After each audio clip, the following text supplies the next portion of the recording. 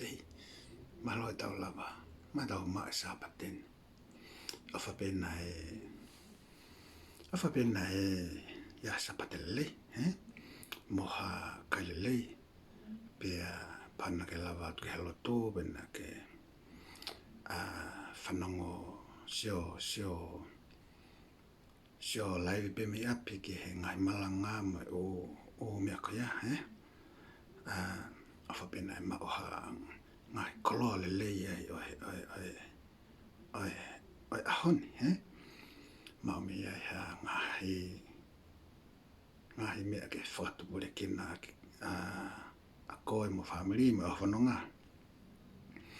Koe ki tala noa atu eni ke tāna ki atu ke he o koloa koe ena ke mau he ahoni, Pia kapauna te kege mau ha fu o koloa whiwhi.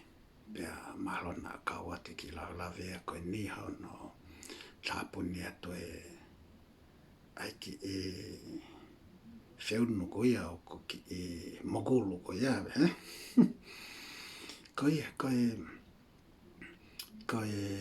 ko ki ta no atu ke ni ko ki ta no atu whamanato atu pe ai vā, Pia koe vā koe no ko tā noa ki ai o ko tala noa heni ki he kakai ko ke feohi moia, ko wā mo maari, wā mo whanau, wā I'm talking about your environment, I'm talking about who you associate with, Pia ko mea ia ko tokanga atu koe ki ai, ko tokanga atu i ho wā koe mo kakai. Aku mahu inga ko hao hinga ko pēa ko mahu inga. Aku mahu inga he koe kakai koe na koe aku mahu inga ai kakai oku te feohi moia. Hato wā mo nau tolu. Ko hono o hinga oku fia mau i ke very selective. Fia mau ke very selective ai kakai koe na koe oku ke feohi moia. Ko hono o hinga o ka pauha, ko hono o hinga he koe, you will become them. You will become those people o ke surround koe mo nau tolu. Ka bau ko ha kakai lei o ke feohi moia mo surround, associate with them all the time. You will identify with them. So they are the people that also create your identity as a person. Aya ko tokanga atu ki ai. You need to be very selective ai kakai o ke feohi moia. Tau te fito ka pau o kuke o iai hao mea ke o fia mau.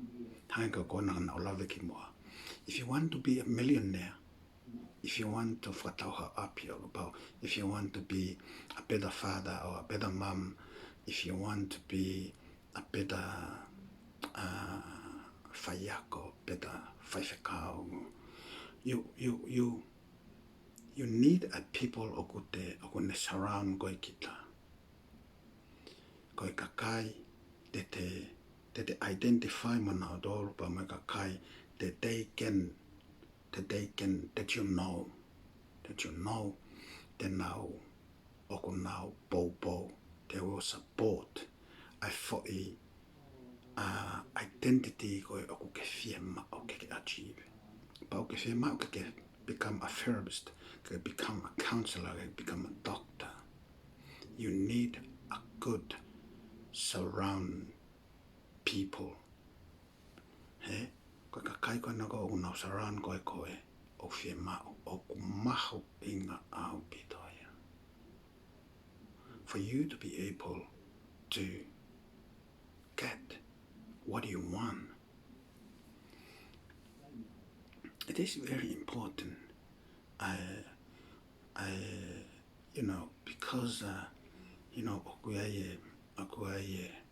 I allow he koe proximity o kune hanga create koe hota identity as a person. He ai o uhinga ia ki hoto, uhinga ia ki he wā. Uhinga ia ki hoto wā mohai. Uhinga ki he kakai so mahu inga rewa ai wā. Ai kakai koe na koe o te whetauhi aki koe manao tolu, mo te tauhi wā koe manao tolu. When you look ke become successful, I he mea koe na koe o ke whie mao. He? Koe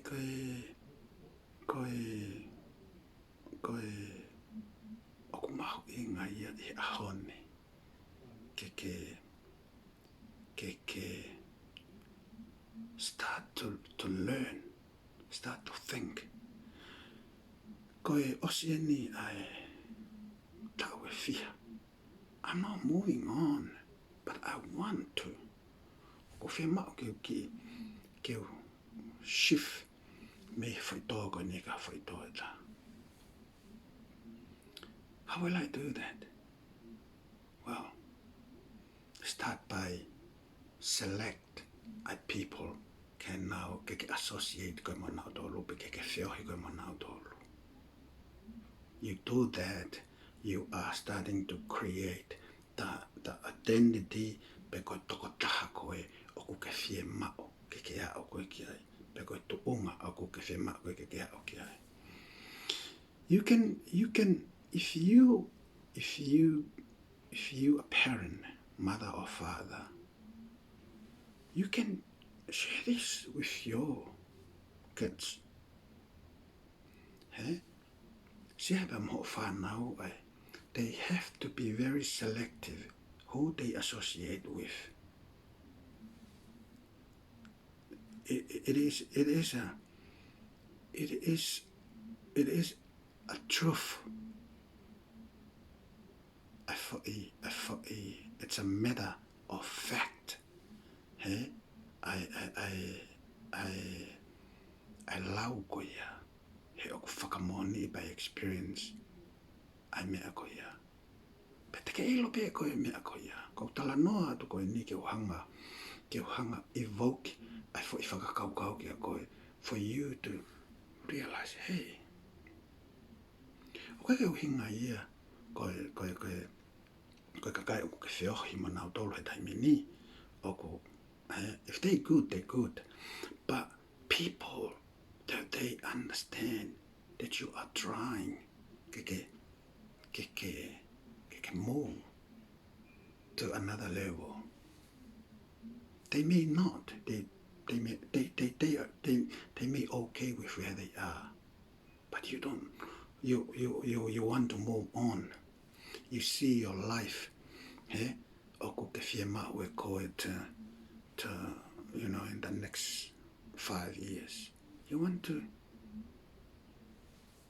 live a little more comfortable,